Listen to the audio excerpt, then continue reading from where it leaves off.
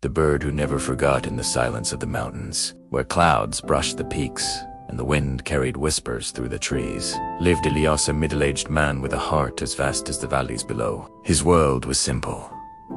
A modest, wooden home. His devoted wife, to children with laughter like bells, and the steady rhythm of mountain life. One summer day, Elias climbed toward the peak to hunt. The sun burned bright, the stones warm beneath his hands.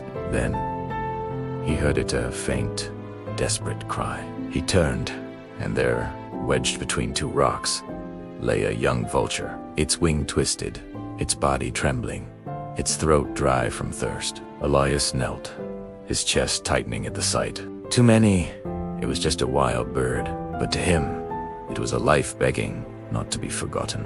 He lifted the fragile creature gently, whispering, "Don't worry, you're safe now." When he brought the vulture home, his children gasped. His wife prepared a space near the hearth. Day after day, Elias fed the bird scraps of meat, cupped water to its beak, and bound its broken leg with careful hands. The bird, soon named Aaron by the children, slowly healed.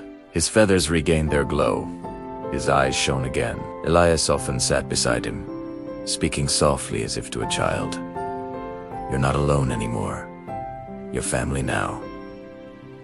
And in truth, he was. Aaron became their companion. He followed the children in the yard, stretched his wings in the sunlight, and nestled close when Elias sat quietly on the porch. The man's rough hands grew tender when stroking Aaron's feathers. It was as if a piece of Elias's soul had taken flight within this bird. But the day came when Aaron's wings were strong once more. The family knew it was time. Elias carried him to the hillside, his throat heavy, his eyes wet. He whispered, "Fly free, my friend, but don't forget us." Aaron leapt into the sky, circling higher until he vanished into the sun.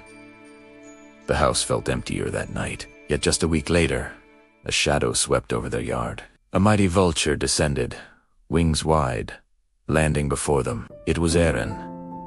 He spread his wings as though asking for an embrace. The children laughed and ran to him. Elias knelt, tears shining in his eyes. From 10 on, Aaron returned every week, sometimes for minutes, sometimes for whole days. He perched on the roof, in the trees, even at the doorway, watching the family with a gaze that spoke louder than words. Always, when he landed, he spread his wings, his way of hugging those who had once saved his life.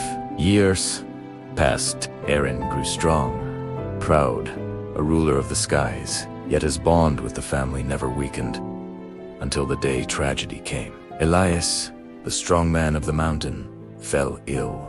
His once steady hands trembled. His voice grew faint. His children clung to him. His wife wept quietly. But Aaron never left. Day after day, he remained by Elias's side. He refused food. He refused flight.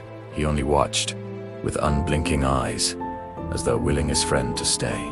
On the morning, Elias's breath grew shallow and finally stilled.